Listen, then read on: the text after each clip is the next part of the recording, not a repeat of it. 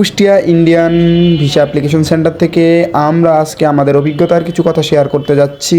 Visa আপনার হবেই যদি আপনার ডকুমেন্ট সঠিক থাকে। অনেকের মতে কানাডার ভিসার চাইতেও ভারতীয় ভিসা কঠিন হয়ে গেছে, সেটাই আমরা পেলাম। আসসালামু আলাইকুম দর্শকবৃন্দ, আজকে আমরা যাচ্ছি কুষ্টিয়া আইভ্যাকে। উদ্দেশ্য পাসপোর্ট জমা আছে ইন্ডিয়ান অ্যাম্বাসিতে, পাসপোর্টটা তোলার। এখন বাজে বেলা 11:40। তো চলুন আমাদের সাথে আপনারাও। আজকে চলতে চলতে এই রাস্তার পথ ধরে আপনাদের ইন্ডিয়ান ভিসা সম্পর্কে কিছু অভিজ্ঞতা জানাবো, এবং অনেকেই বলে যে তাদের ভিসা দেয় না, কী কারণে দেয় না সেই বিষয়টা আজকে ক্লিয়ারফাই করার জন্যই মূলত ভিডিওটি। আসলে ভিসা দেয় না এটা আমাদের নিজের দোষের কারণেই দেয় না, হয়তোবা আমাদের কোনো পেপারসে ল্যাগ থাকতে পারে বা অন্য কোনো কারণ থাকতে পারে। রাস্তার মাঝে হঠাৎ করে এক ছোটো ভাইয়ের সাথে দেখা, আলাপ সেরে নিলাম। চলতে চলতে আমরা গাংনি চলে আসছি।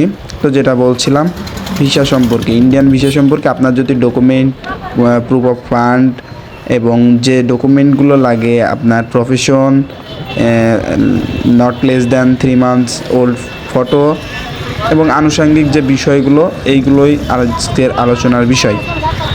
তো আপনারা আসলে যারা বলেন যে আমরা ভিসা পাই নাই বা আমাদের দেয় নাই, অবশ্যই এটা আপনাদেরই দোষ। কেন দোষ আমি বলি।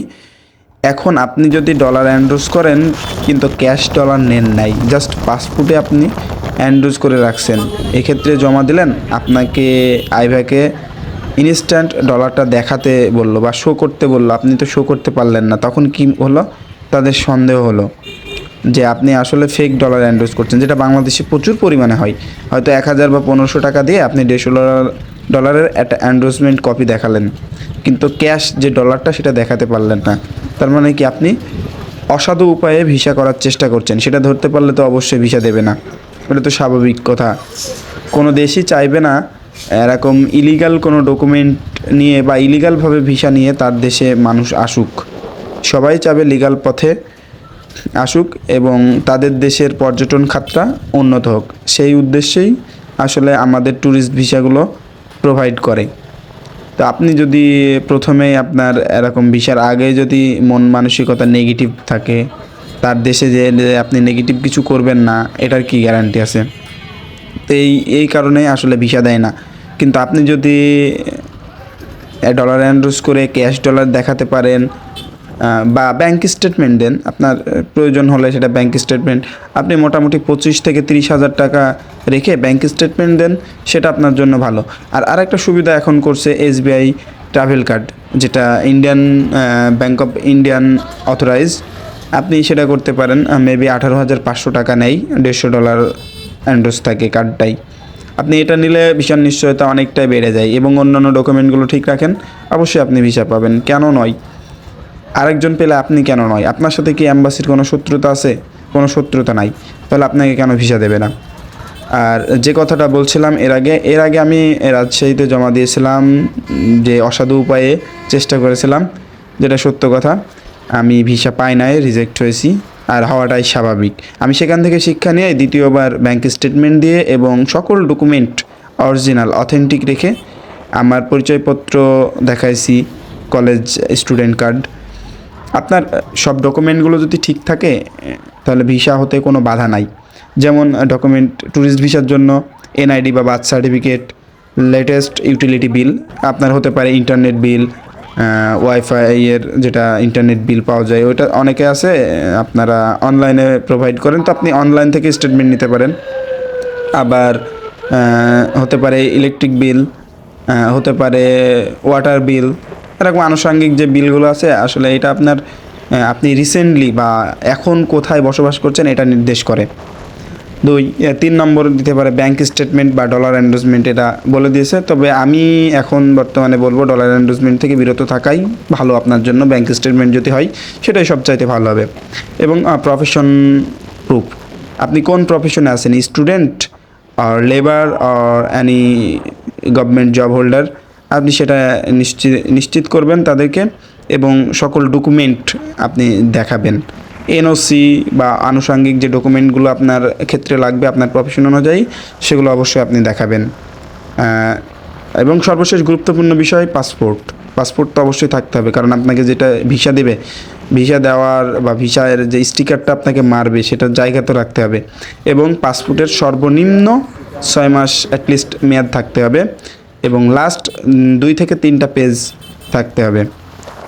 এগুলোই মোটামুটি ডকুমেন্ট, এবং আনুষঙ্গিক আরও ডকুমেন্ট যদি প্রোভাইড করতে হয় যেগুলো আপনার প্রয়োজন হতে পারে, মেডিকেল ভিসার কথা তো বাদ দিলাম, সেগুলো আলাদা, এই বিষয়ে আমার যথেষ্ট ধারণা নাই। তো আমাদের যে ভিসাটা হয়েছে, আমরা 6 মাসের ট্রিপল এন্ট্রি পাইছি। এর আগে মোটামুটি সবাইকে মাল্টিপলই এন্ট্রি দিচ্ছিল, তো এখন আমরা যে ভিসাটা পাইছি ট্রিপল এন্ট্রি 6 মাস, তাহলে ট্রিপল এন্ট্রিটাই ঠিক আছে আমার কাছে মনে হয়, কারণ 6 মাসের ভিতরে আসলে আমরা বড়সড় 3বারই যাওয়ার চেষ্টা করি বা যেতে পারি, এর বেশি আমাদের সেভাবে যাওয়াও হয় না। তাই আমার মনে হয় 6 মাসের ট্রিপল এন্ট্রিটাই বেস্ট। আর ভিসার 100% না হলেও মোটামুটি 90% যদি নিশ্চয়তা করতে চান, SBI ট্রাভেল কার্ডটা আপনারা নিতে পারেন। $150 পার অ্যাপ্লিকেন্ট ওখানে থাকে, 18,500 এরকম সামথিং নিতে পারে। আর ছবি 3 মাসের ওল্ড ব্যবহার করবেন না কখনোই, 2x2 350 পিক্সেল, এগুলো আপনি ফটোগ্রাফার যারা করে ওই দোকানে গেলে ওনারা ঠিক করে দেবে। আর পাসপোর্টের তো কথা তো বললামই, লাস্ট 6 মাস মেয়াদ অবশ্যই আপনার থাকতে হবে। আরেকটা গুরুত্বপূর্ণ বিষয়, আপনি যদি 18 বছরের নিচে হন, তা সেক্ষেত্রে আপনার বাবা মার অনুমতি বা বাবা মার আপত্তি ছাড়পত্র, আনুষঙ্গিক যে ডকুমেন্টগুলো লাগে এগুলো জেনে নেবেন। এই বিষয় মোটামুটি, তো আপনার ভিসা মোটামুটি আপনার যদি পেপারসগুলো সব ঠিক থাকে সব পাবেন। আমরা কুষ্টিয়ায় জমা দিয়েছিলাম, কুষ্টিয়াতে মোটামুটি আমরা সেপ্টেম্বরের 22 কি 23 তারিখে জমা দিয়ে ডিসেম্বরের 18 তারিখে ডেট পাইছি। এই ডেট পাওয়াটাই এখন অনেক দেরি হচ্ছে, তাছাড়া ভিসা পেতে আপনার খুব একটা সময় লাগছে না, মোটামুটি 1 সপ্তাহের ভিতরে আপনি কনফার্ম হতে পারবেন যে আপনার ভিসা হয়েছে কি না। আর এখন সবচেয়ে সুযোগটা ভালো করছে, আগে ছিল না এরকম, যে আপনার ভিসাটা আপনি চেক করে যেতে পারবেন যে আপনার আসলে ভিসা হয়েছে কি হয়নি, এটা কনফার্ম হয়ে দেন আপনি বুঝতে পারবেন যে আপনার আসলে ভিসাটা হয়েছে কি হয়নি। এটা একটা ভালো দিক করছে। মোটামুটি আমরা কুষ্টিয়ায় চলে আসছি, চোরহাঁস মোড়, দেখি। আর হ্যাঁ, আরেকটা কথা, ওরা যে রিসিপ্টটা দেয় এই রিসিপ্টে আপনার মোটামুটি 3টা থেকে 5টা পর্যন্ত পাসপোর্ট কালেকশনের টাইম থাকে। তো কিন্তু আমরা দেখলাম যে 2টায় যেই আমরা পাসপোর্ট পেয়ে গেছি, 2টার ভিতরেই ওরা ওনাদের কার্যক্রম শুরু করছে। তবে যে রিসিপ্টটা দেওয়া থাকে, রিসিপ্টে 3টা থেকে 5টা পর্যন্তই কনফার্ম থাকে। আপনার পাসপোর্ট নিতে খুব একটা দেরি হবে না, এই যে অনেকে লাইনে দাঁড়ায় আছি আমরা পাসপোর্ট কালেকশন করার জন্য, তো এই লোকগুলোর খুব একটা টাইম লাগেনি। একসাথে 15-20 জন করে ভিতরে নিয়ে যাচ্ছে এবং ভিসার আপনার পাসপোর্ট দিয়ে দিচ্ছে। এখানে মোটামুটি যতজনকে দেখলাম সবারই ভিসা পেয়েছে, খালি হাতে কেউ ফেরত যায়নি। আমরাও রীতিমতো প্রবেশ করলাম।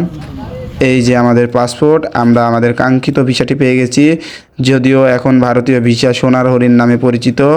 অনেকেই বলছে কানাডার চাইতে ভারতের ভিসা এখন কঠিন হয়ে গেছে।